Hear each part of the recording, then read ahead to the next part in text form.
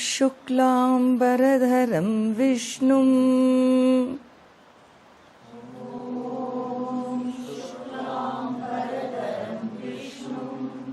शशिवर्णं चतुर्भुजं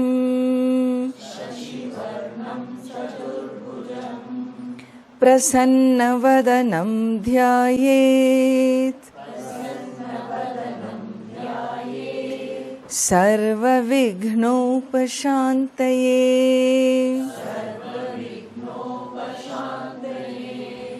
वागर्थाविव सम्पृक्तौ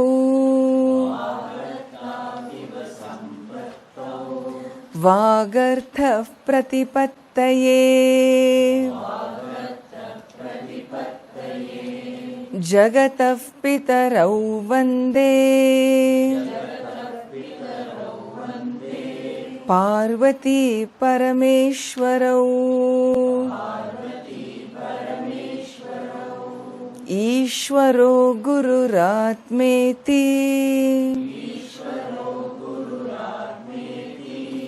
मूर्तिभेदविभागिने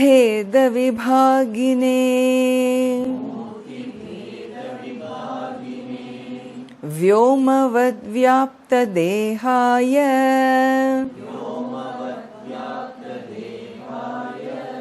दक्षिणामूर्तये नमः।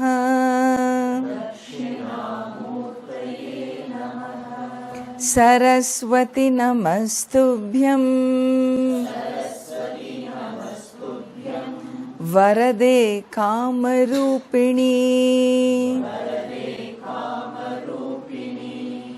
विद्यारम्भं करिष्यामि सिद्धिर्भवतु मे सदा। तव तत्त्वं न जानामि कीदृशोऽसि महेश्वर। यादृशोऽसि महादेव तादृशाय नमो नमः।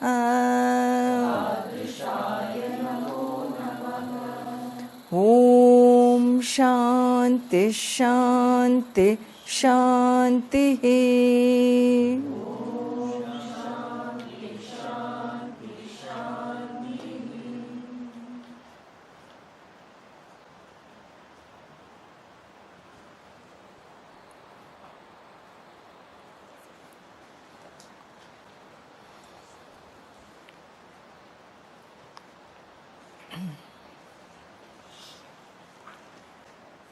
So today we begin the Upanishad. Mundakopanishad is a chosen text. An Upanishad which is part of Atharva Veda.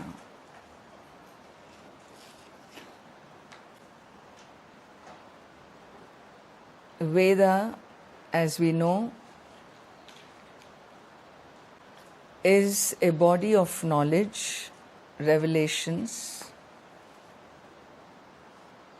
Revelations given for the humankind, the human civilization. These are not revelations for any other life forms. They are revelations only for human beings. Why? Because human beings are the only privileged beings who have a privilege of a very unique faculty called the faculty of choice. Faculty to choose is not an ordinary faculty. Because you look around you, so many life forms are there the plant kingdom, the animal kingdom, the amphibians, the birds, and so on, so forth, the ocean world, they don't seem to have a faculty of choice. And hence they are also predictable. You know that the tiger is carnivorous. You know that the cow is herbivorous. You freely go to a cow and hug and so on and so forth. Will you dare for a tiger of the forest? Because their behavior, their responses are predictable. This predictability comes when how those life forms engage with nature, with the world, how they live their life, they seem to have an awareness about other life forms.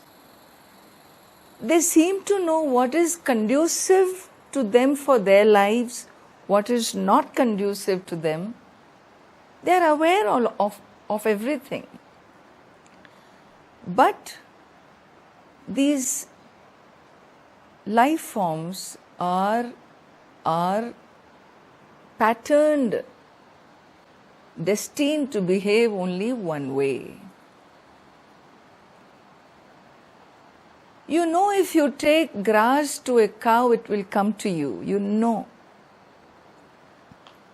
If you change your mind and you hold a stick, it will run away from you. In fact, it will say, this is how human beings are. First they show grass, but they give you a stick afterwards. Unpredictable.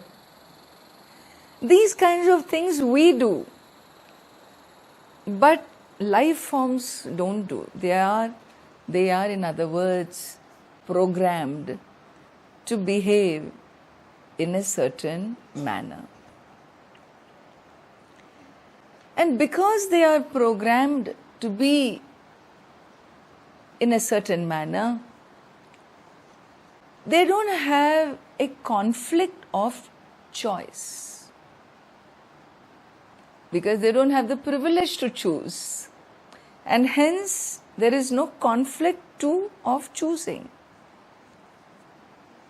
As Puja Swamiji used to say, a cow doesn't, the Jersey cow comes to India,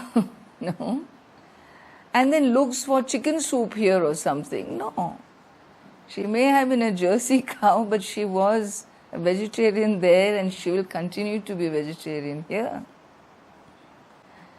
But if an Indian goes to America, a pakka Mailapur Brahmana, from Chennai, there is no guarantee how many weeks his Brahmanatvam will last.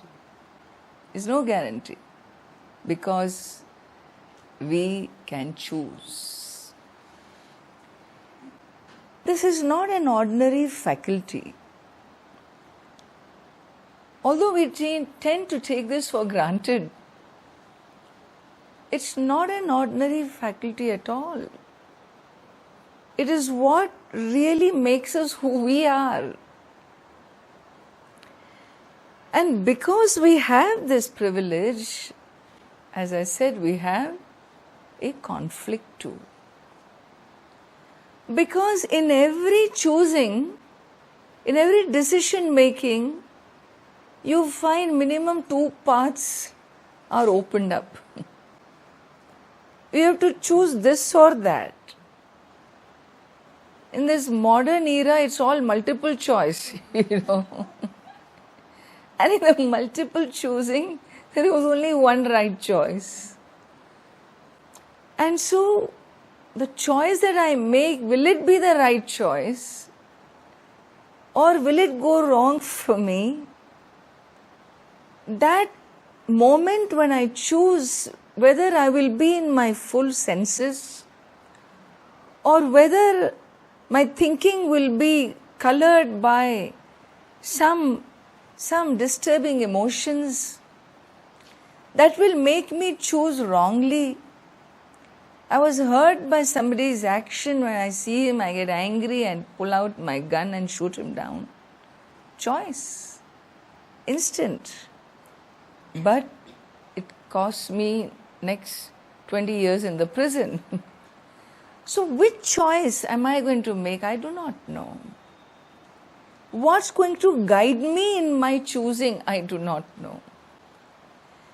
Whether I am a person who is aware, in all my choosing there is a certain awarefulness of right, wrong.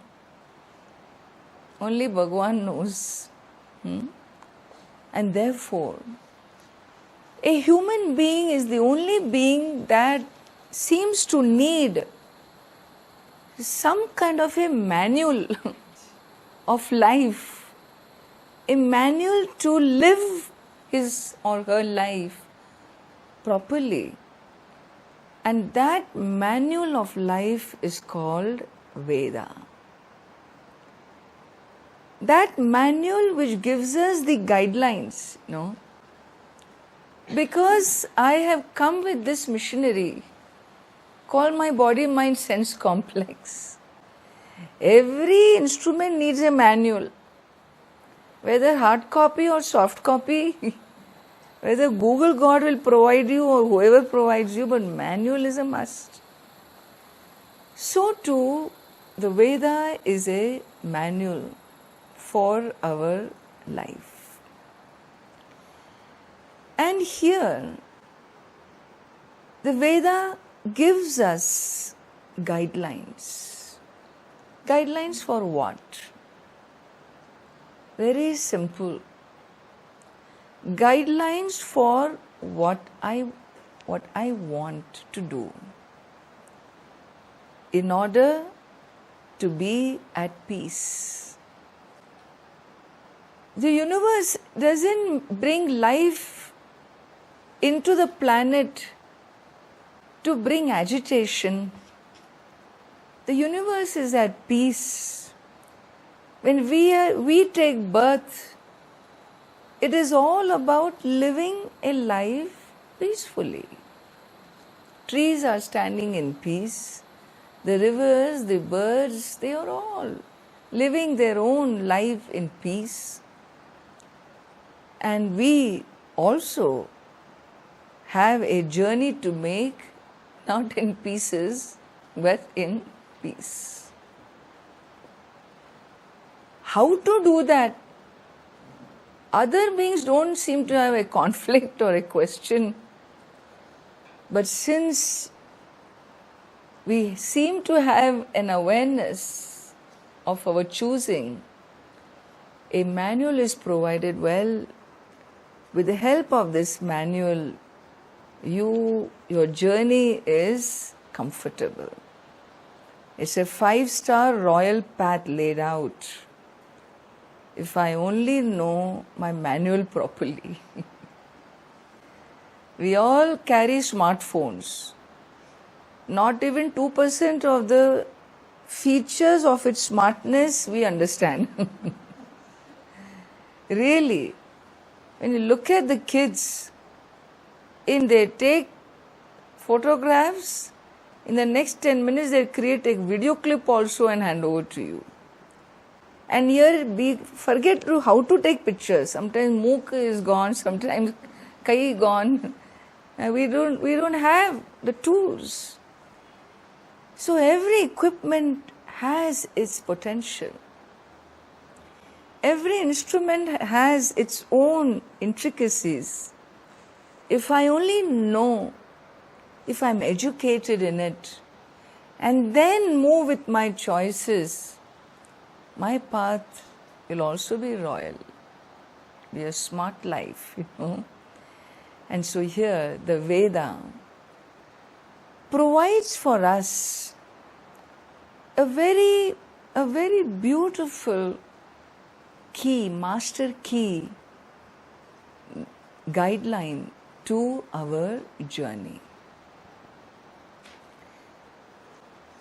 A unique thing about the Veda is, it is not come from any human being.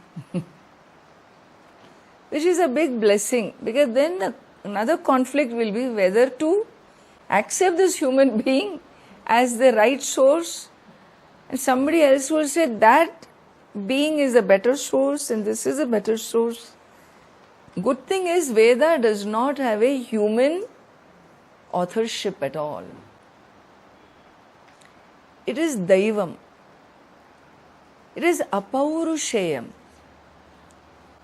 Veda is that body of knowledge which is revelations. The knowledge has descended into the human consciousness. It is a blessing, number one. Number two, because it is a revelation, it is divine, Daivikam. It is reliable. If it is a human source, reliability is questionable. Being Daivikam, it is fully reliable. As the universe is reliable, universe gives us something. It gave us hunger, but it also gave food. It didn't just give hunger when you were born. And Amma did not carry rice bags and wheat bag and idella stamakle, for your journey. Like we go with our baggage. No. We just came with a hunger, food was provided. We came with a thirst, water was provided. Any need we came with, its answer was provided, is it not? Universe is very intelligent. And so too, this faculty of choosing that is our gift has an answer, a guideline. That guideline is the Veda. Being revelations, it is reliable, and its reliability means it is unquestionably, it offers the last word. Now the question is, what does it give? What does it have? Half our life is over, we never opened the Veda. How many Hindus, they don't even know which is a scripture. One of the first questions I get is Ramayana a scripture or Mahabharata? Why we have two books? So, and who's asking? 67-year-old man is asking. Life poche. Now what are you going to teach? This is our beginning point, no? But he has still lived his life. He has lived his life. He has had his food, he has had his drinks, he has had his dance, his music. He has children, grandchildren. He's been living his life.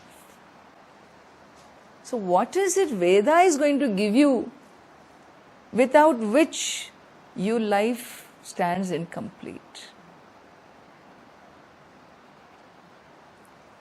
Ahar nidra bhaya maithunam cha samanyametat pashubhin naranam dharmo hi tesham adhiko visheshaha dharme nahinaha pashubhis samanaha. It is said, ahara, nidra, bhayam, maithunam, samanyametat, pashubhihi naranam, samanyam. In all these activities, a human being is equal to a pashu, an animal. What activity? Eating. They eat, we eat.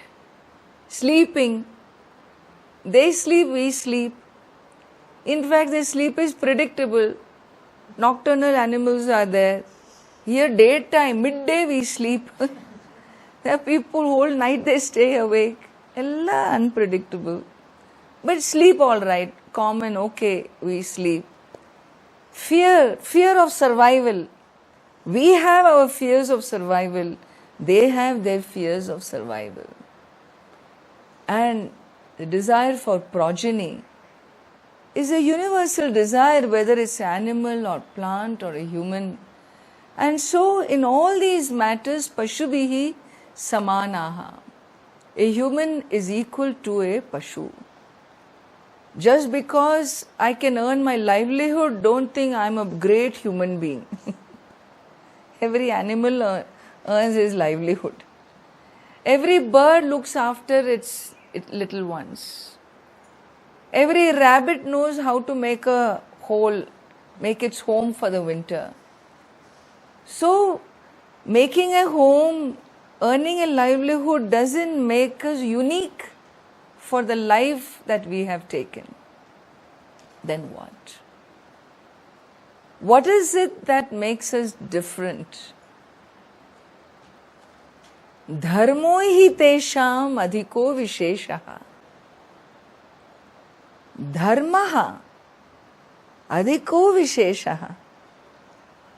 Dharma alone is that extra that makes a human being a human being. Dharme nahinaha pashubhis samanaha. If I as a human being live a life without dharma, I am as good as a animal life. Dharma is that exalted, is that extra. Why? Because dharma taken by choice is the sign of human strength. Dharma taken by choice. A cow has no choice but to be dharmic. She doesn't know what is adharma. All life forms don't know how to be adharmic, to violate the cosmic dharma, the cosmic order of the universe. They don't know how to violate because they are programmed to just live it through. We have the privilege to align ourselves to the cosmic order or to violate it. We have the choice. We have the choice. And therefore, dharma, the one who chooses, is a person who lives a human life.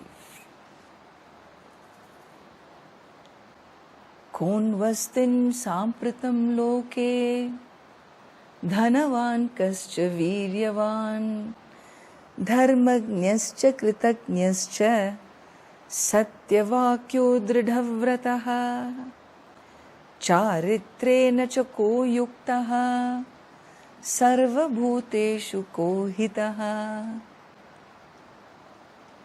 Valmiki begins, Ramayana begins with this question that Valmiki asks Narada.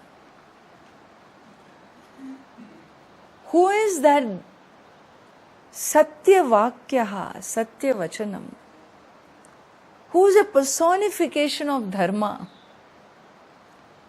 A human being who is a personification of dharma alone can be the icon, the hero, the archetype for human civilization. And Narada Muni gives his exposition on detailing Sri Rama, life of Sri Rama. That forms the first 100 verses of Ramayana called Sankshepa Ramayanam. Sri Rama represents that dharma because dharma has a range. To live as a human being is to know dharma. Living a human life which is fulfilling is living a dharmic life. Whenever a human violated dharma, he could never be happy. The littlest of little babies themselves they are most aligned to dharma, you know. If you go to this pediatric, postnatal ward, in the hospital, and these babies are lying there 10-day-old and 1 week old and all. If one baby starts crying, the whole, you get a orchestra, symphony. Because one will pick up the pain of the other. They all come together in the cry. They sense dharma is something we are born with. That is why, in spite of value education or lack of it in our country, we still have dharma, because dharma existed even before we went to school. Every human child knows when somebody does adharma. This little child's older brother comes, and there's some mommy gave some chocolate, and this older brother comes and grabs it from that, cradle and goes, and this baby is screaming. This is stealing, this is adharma. Doesn't know how to say that, but it cries its heart out. Unasked it was taken is violation. It knows. It knows. Amma's frown is adharma, it knows. When Amma is unhappy, some adharma has happened. When Amma smiles, mother smiles, this is dharma. The child is happy. Thus, in their own sense, right, wrong, dharma, adharma is something. It is something we are born with. It is said, Shruti Smriti Sadacharaha Swasya cha Priyamatmanaha Chaturvidham Sakshat Dharmasya Lakshanam. To know what is dharma, your first pramanam, your first source of knowledge is Shruti Veda. If you say Veda, I do not know, it's okay. Smriti Granthas are there. Dharma Shastra, Ramayana, Puranas, they are all the time pointing out dharma. That's all their role is, to teach us dharma. And that also I have never studied. Okay, in your society there are some good people, isn't it? Who have given up things for certain ideologies, higher ideologies of life, who could sacrifice. They understand dharma. They understand, they have access to what is true dharma. Learn from them. This is Kali Yuga. No such people live in my neighborhood. Okay, then close your eyes and sit with your heart. Swasya cha priyamatmanaha. Ask yourself, what is it you want from others? Know that you will only want dharma, and that is what you are supposed to give the other. What you want from the other, you are supposed to give the other. What you don't want from others, you are not supposed to give to anybody else. If you want to understand dharma, ask your own soul. Swasya cha priyamatmanaha, what is dear to you? That is dharma. Sakshat dharmasya lakshanam. These are the 4 ways, 4 tools to access dharma. And with this, we are supposed to take dharma as the guiding principle of our life. The guiding principle of our life. Why? Because a human heart wants dharma. Not that we don't want, but we also want that big bungalow on the seaside, We also want to own our own yacht. We also want to have our own private plane. We also want that also we want, this also we want. And so our own desires for artha, material prosperity, our own desires, passions, kamaha. We dream about doing so many things we want to do, don't have the resources to, and so we start violating. Otherwise, why else things like drug trafficking and all will begin? Why will it happen? Because straight paths will take too long to get there and never know whether we will get there. And therefore, quick methods we pick up. And so here we have, along with dharma, the human growth. As we grow up, we find desires for artha, kama, dharma. All these 3 become one avyal, Sometimes artha, material needs, take precedence. And I say, let's compromise dharma. Newly married, he comes out of the Kalyana Mandapam and recognizes, meets his bride's best friend and wonders, what a mistake, I wish. Buddhi goes in all directions and tells you all kinds of things. Somehow or the other, okay, 2-3 months I'll manage with this one, but then she is really my soulmate. Who? This best friend. Kama has taken over. Dharma has gone to the back seat. Like this we have, the human really failings are such. Instead of helping us keep dharma as the guiding light, artha takes over, kama takes over, and we find ourselves confused, struggling. And how to choose becomes, that which is a privilege of choosing becomes a tragedy for a human being. Sometimes we hear this statement, see how lucky these birds are, how free they are. A human being feeling that his life cannot even be compared to the freedom of a bird. He feels so pathetic, so sorrowful, so much self-pity.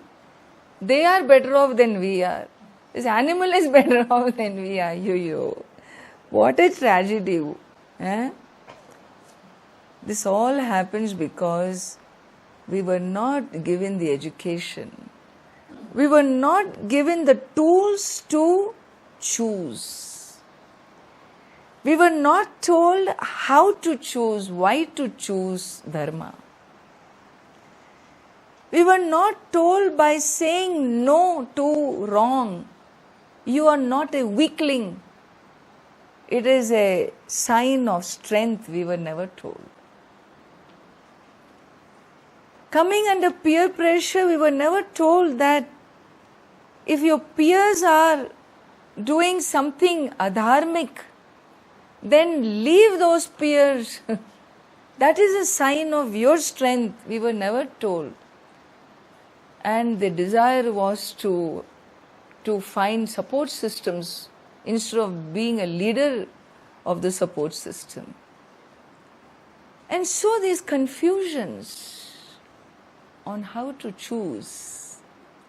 The same faculty that should be a faculty of joy and celebration and privilege, a great tool to be at peace, has become a big cross we carry.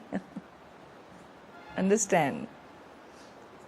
And so Veda says, to really choose dharma, it gives us one very important step, and that is, dharma is not possible without a religious life. A religious living means minus Ishvara, minus acknowledging the higher altar. Dharmic living is very, very restrictive. Every moment of our life we are dealing with unknowns, unknowns. What is the right decision we don't know. You talk to young people today, their confusion. Confusion is head to toe. Smallest of decisions they get confused. Why? Because they have this thing of fear. I don't know whether I will make the right choice. I don't know whether this choice is the right choice. I don't know whether this is the right career. I don't know whether this is the right profession. I don't know whether this is the right partner. I don't know, and therefore I don't know. The don't know fear, no? Don't know is a obsession, a fear. People fear the don't know. A don't know is your basic human life. I don't know. I don't know whether I'll reach down for lunch or not. I don't know. You don't know. You didn't know whether you will make it here or not. Did you know? You made a plan. That's all you know. You don't know. If you look at these Himalayan roads, you wonder how you reached here in one piece, Really. It's absolutely ridiculous when you see, to even look down, you need courage, no? The down is down. It goes to Patala Loka like. So, everything is unknown. That's life. Daily life is unknown. What is this fear? Lurking all the time in choosing the unknowns. The fear is because there is lack of Ishvara in one's life. The fear is because we do not know how to convert the fear to trust. We do not know that unknowns have to be dealt with on a daily basis, but there is a order, there is a justice, there is a divinity. Trust the divinity and decide, all will be well. Trust and decide. Trust and decide. Don't fear and decide. Don't let your unknowns be driven by fear. Let the decisions in the unknown be driven by trust. And trust doesn't just emerge unless there is Ishvara. Unless I grow up in a religious culture, there is no access to Bhagavan in one's life, is it not? And therefore, accessing prayer is the most empowering activity to help us convert these lurking fears into trust. The sooner our children and grandchildren and great-grandchildren in prayerful living. The sooner we do, the better empowered they will be in their growth process, And so the first step, Veda, Purva Bhaga of the Veda, the Karma Kanda portion of the Veda gives us all the tools for a religious life. All the tools for a religious life. You want children, you don't have children, okay, do this puja, do this havan, you'll be blessed with a child.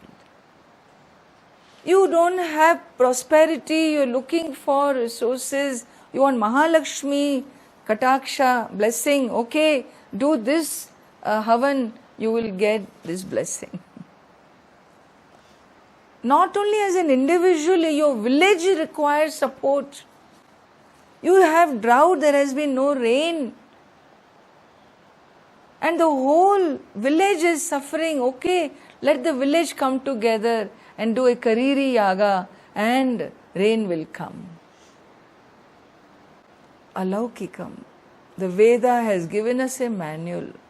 Whatever you want,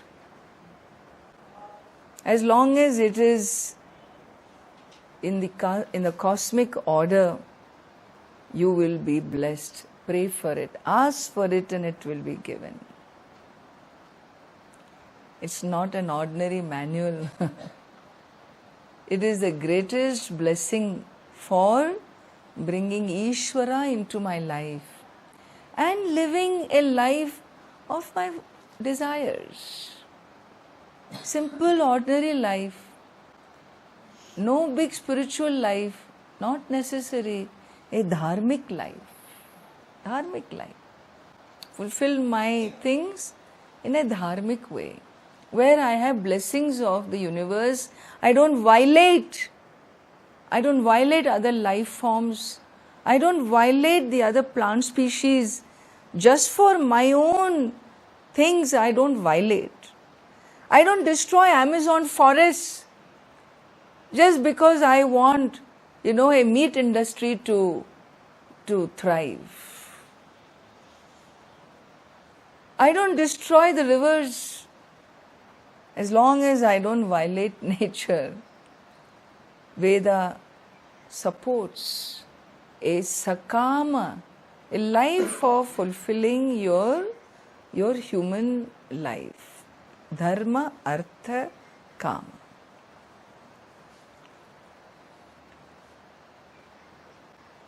And the Vedic model gives us frameworks. When you are young, when you are growing up, at that age, in that experience, in that biological time frame, there is this kind of karma that you are capable of. Kala anurodhena karmaha. Kala anurodhena. So, in keeping with the biological age, there is karma appropriate to that age. And you do that. If you are a 15-year-old, this is what karma is appropriate to you. What karma? Study. Brahmacharya ashrama. Enter Brahmacharya ashrama. That is appropriate to that age.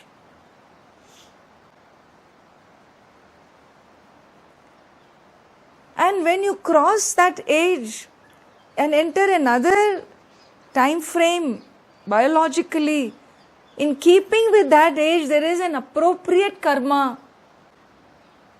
Take to that. That's appropriate for that age. Called Grahastha Ashrama.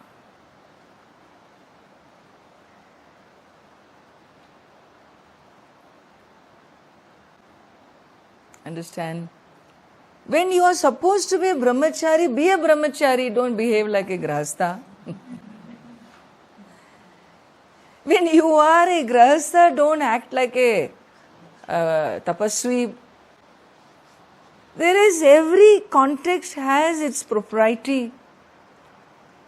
There are karmic duties. Some things you have to do. Born on this earth, you are a rini. You are indebted to the universe for sustaining your life. Why is the universe sustaining my life? Because there is something I am supposed to do in this world. And therefore, appropriate to your age, you do your karma. Thus the Veda guides. Grahi bhutva vani bhavet, vani bhutva pravrajet, the Upanishad says. Stage by stage you grow. And when you fulfill your grahastha ashrama, which is considered the most important ashrama of one's life, is the life lived with a partner, where it's a life of contribution. Pancha Maha Yajna every grihi does and contributes to the universe, becomes a giver. As a brahmachari, we are takers. I is all I know. Selfish. Minute he gets married, at least he has to think we. That I must become we. We must become us. That us has to expand to the society, to the community, to the country, to the earth, to the planet, to the nation, to the universe. So this you find is a process of growth. But while he follows, educated in the Vedic model, when he lives his life, he does begin to soul search. Time comes in everybody's life where we ask, hey, who am I? Why am I here? Avladha. One death in the family, one Anna died or Thambi dies and finish. All philosophical questions of life he never asked will come to him, What is life? Life is nothing, Today one is here, tomorrow he is gone. All this he will tell his wife, I don't trust I will be around tomorrow. Already she is in dukkham. And then this dukkham is further amplified. This sorrow, this grieving. Why? Because suddenly you realize that so many questions about life you never asked. A man who was walking up and down, talking, interacting, loving, laughing, next moment returns as a box of ashes. It cannot be more shocking experience than this. Where is your brother now? He is in this box. How to digest brother in this box? And the box is in the dicky of the car.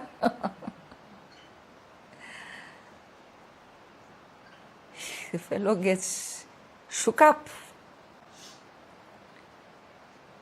And the questions start. Who am I? Why am I here?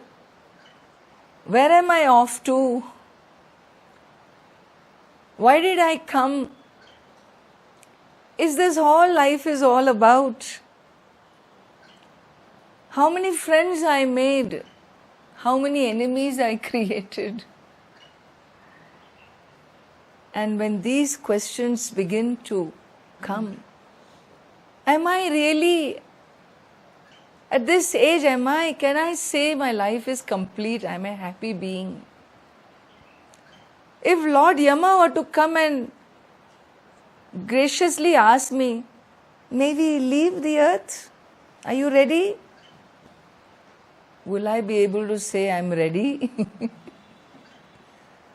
Or I say, 6 மாசம் my Peti is going to be born. Please give me 6 more months. My grandchild is going to be born. After 6 months also if he came, naming ceremony has not yet happened. I'll never be satisfied, never be ready. Can I say my life is complete? And so when these questions begin to emerge, and all this karma I did, all the rituals I did, all the desires I fulfilled, I got my beach bungalow. I even managed a yacht. I managed that little private plane. Everything I wanted I was able to achieve. Great! You should be a super duper happy person. But he has stress pills in his pocket all the time. And so, in spite of everything, I am not at peace. When such questions begin to emerge now, then Veda says, don't worry, I am here. Your manual is not read completely, my son. You only read the part 1. Part 2 was like an appendix. You thought it's nothing. You consumed your life in part 1, which is fulfilling all these desires. But silly child, you never understood the nature of desire. Fulfilling desires is like counting hair on your head. It's infinite. Unless you are a bald man. My example will go fat. You kept fulfilling these desires. Okay. But who told you fulfilling desires will make you a happy person? Who drew this equation that happiness and fulfilling desire go together?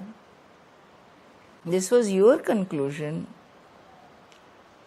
And now, in spite of all that, if you're still searching, there is a distaste for fulfilling desires anymore because it hasn't answered my basic quest, my fundamental search. It hasn't solved all my problems. And so, Veda says, come, open part 2. Oh, is that a part to be opened? I thought it was an appendix. This is called Vedanta. Vedasya antaha. Vedantaha. It comes at the end of the Veda. And it is meant for one who is looking for it. If I am looking for Artha Kama Dharma, then we have enough to do with part 1, Karma Kanda, Purva Bhaga. But if my search has helped me cross all that and still I am not at peace, then Veda says, here is your answer. Here is the key. And that key, that part 2, is not merely a manual, it's not a manual for a religious life.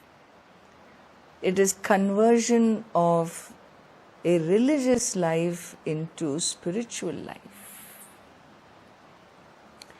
Karma Kanda to Jnana Kanda, the shift from karma as primary to knowledge as primary pursuit is a shift from a religious life to a spiritual life. It is a promotion, understand? Promotion. And what is that spiritual life is the subject of Vedanta, is the subject matter of the Upanishads, is the subject matter of the Bhagavad Gita, and that is the subject matter of your Mundakopanishad. So, we assume you have covered the religious life. I assume you covered part 1 manual. And we are all here. You can't arrive Himalayas, Ganga bank, and sit here asking for fulfilling desires. Mudiyadu. The fact that we have all gathered here, it is definitely meant for the second portion. And the Veda, the Upanishad, revelations, Bhagavan will reveal what is that journey, what is the path, what is that master key to awakening to that peace. And so we will close here, and when we pick up tomorrow, we will start with the Upanishad. Okay? I will close with the closing prayer, which you can chant with. You follow me, I chant and you repeat. Today until Swamiji teaches you. Om Swasti Prajabhyah Paripalayantam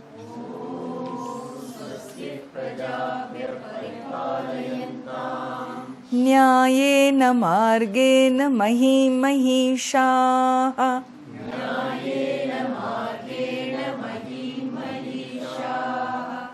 Go Brahmanebhyah Shubhamastu Nityam